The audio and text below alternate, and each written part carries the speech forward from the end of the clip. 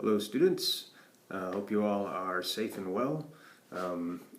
This video will post on Monday, April 20th, and from there we'll have 3 weeks left of our class. So we'll study Eliot this week, and then the next week we'll do some more of W.H. Auden, just a couple poems by him, and then we'll end the year with just a final exam, or what I'll probably have you do is give you an option of doing a final essay, a short one, or you can do maybe a video essay, similar to what, like a lecture like I do, but you can be far more creative with it. So I'll give you more details on that later. But let's just try to persevere to the end. The poem this week, The Love Song of J. Alfred Prufrock by T.S. Eliot. Very famous poem. Lots of Eliot's poems are famous. He didn't write that many, actually, but the poems that he did write tend to be a little bit longer, and he spent a lot of time working on them, so a lot of the lines are very, very memorable. Prufrock is a shorter one than some of his other long ones. He's got a longer one that's actually really good for a long poem, but it's called The Wasteland. The title itself, The Wasteland, gives you an idea that Eliot's poetry might not necessarily be the brightest. Ironically enough, he was a Christian, but he was a Christian, T.S. Eliot, who saw the modern world, the 20th century world, as a world that had abandoned God, abandoned moral values. So he tends to see the world kind of through that lens, this kind of dark aspect after people have abandoned their religious roots. So think about that as you think about this character Prufrock, who's going to narrate the poem. He is different from Eliot. I mean, of course, Eliot is putting his own ideas in here too, but Prufrock is not necessarily this heroic Christian man or anything.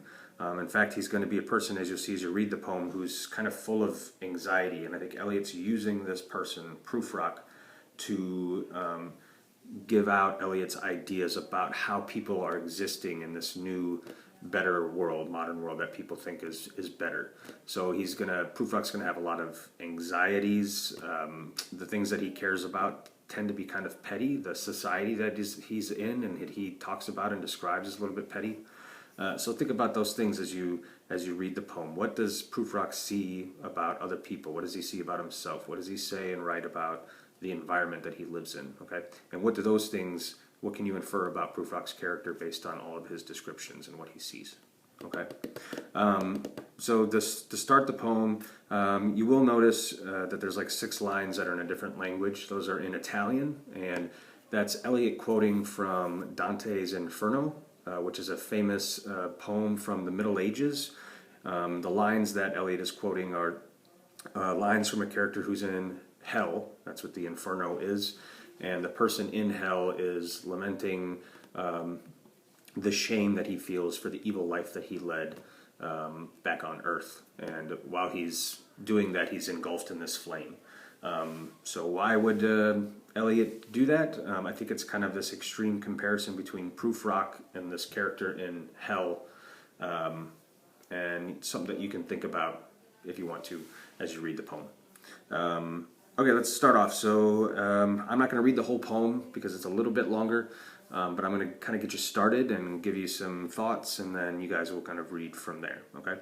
But right away, we'll notice in the poem that there's this arresting simile, so we'll notice how Prufrock sees the sky. So the poem starts off, "Let us go then, you and I, when the evening is spread out against the sky, like a patient etherized upon a table." Which is a very strange way to describe the sky. It looks like the sky is a patient that's etherized upon a table. If you're etherized, that's when you get the medicine before surgery that knocks you out, puts you in a comatose state. You're completely numb, right? As the stanza continues, "Let us go through certain half-deserted streets, the muttering retreats of restless nights and one-night cheap hotels and sawdust restaurants with oyster shells, streets that follow like a tedious argument of insidious intent." So he uses a lot of personification. The streets follow like a tedious argument, so a really boring, dull, consistent argument, a tedious argument of insidious intent. And that word insidious kind of meaning like sneakily dangerous, why would he describe the streets in there? So you see right away in the first stanza that this isn't this cheerful place. We go on to lead you to an overwhelming question. Oh, do not ask, what is it? Let us go and make our visit. Let us go and make our visit. You'll see that kind of line repeated throughout the poem. Prufrock, you'll notice, doesn't like this society that he's in, but he feels compelled to go out and meet it and see it and be around it. Why do you think that it's almost like he's enslaved to it? The next line, very famous line, that's also repeated in the poem. So notice repetition through the poem. Why does Eliot keep repeating things through Prufrock? Why does Prufrock keep repeating these lines and these words? In the room, the women come and go, talking of Michelangelo. That line is repeated another time in the poem. Michelangelo is this world-famous artist, painted the Sistine Chapel, among other things, like an epic painter, sculptor, unbelievable artist. But the way that Prufrock describes the women talking about him, it doesn't seem as if they really care about how great his art is. It almost is like they're just kind of gossiping. That's how I see it, but you guys can interpret it differently. In the room, the women come and go, talking of Michelangelo. Notice in the next stanza some of the imagery. There's lots of memorable imagery. And personification too.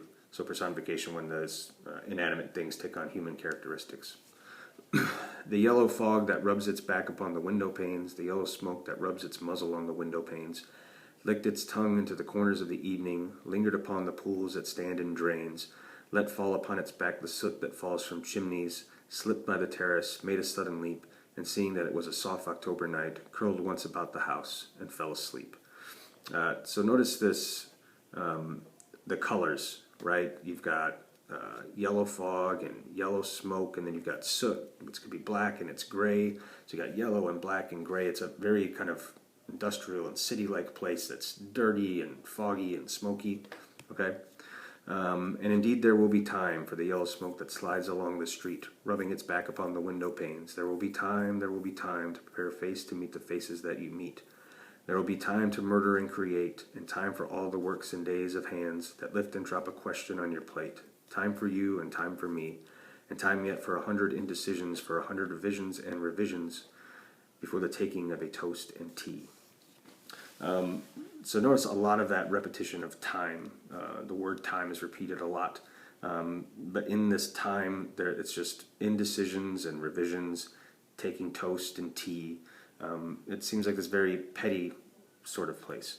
And here's this repetition of a line. In the room, the women come and go, talking of Michelangelo. So there's that repetition. This is a really great poem to kind of read out loud, actually, and slowly, or to get a good audio feed. There's all kinds of them on YouTube. Listen to the way that the lines are spoken out loud. In the next stanza, notice the question. So you notice the questions that Prufrock's going to ask throughout the poem. Indeed, there will be time to wonder, do I dare, and do I dare? Time to turn back and descend the stair with a bald spot in the middle of my hair. They will say how his hair is growing thin. Later on, it says, they will say, but how his arms and legs are thin. And then Prufrock says, do I dare disturb the universe? That question. So notice the contrast between he's noticed the bald spot in his hair, how he's really concerned about how other people see him and look at him in this society, in this place, right? They will say, but how his arms and legs are thin. And he has an exclamation point, like he's so concerned about that. Do I dare disturb the universe? So it's a very ironic question. That's the whole universe is compared to, just how these people in this room see how he's dressed, or might see the bald spot in his hair, right? So there's this anxiety that's built up for just very simple things, So notice that, the interactions between the people and what Prufrock seems to really concern himself with and care about in this world, okay? And then as you go on, notice a couple things like Prufrock will compare himself to biblical figures, to Hamlet from Shakespeare. Hamlet's a very passionate, intelligent person in Shakespeare's play. But notice when Prufrock talks about and compares himself to Hamlet, he's not necessarily saying that he's this passionate, intense person, right?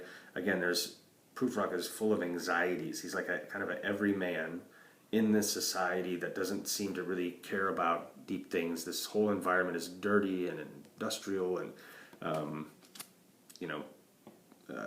not this ideal place, okay? So just be thinking about those things as you read. Again, there are so many memorable lines. Like I like one where Prufrock says to himself, I should have been a pair of ragged claws scuttling across the floors of silent seas. So he's comparing himself to, I should have just been a crab crawling along the bottom of the ocean floor.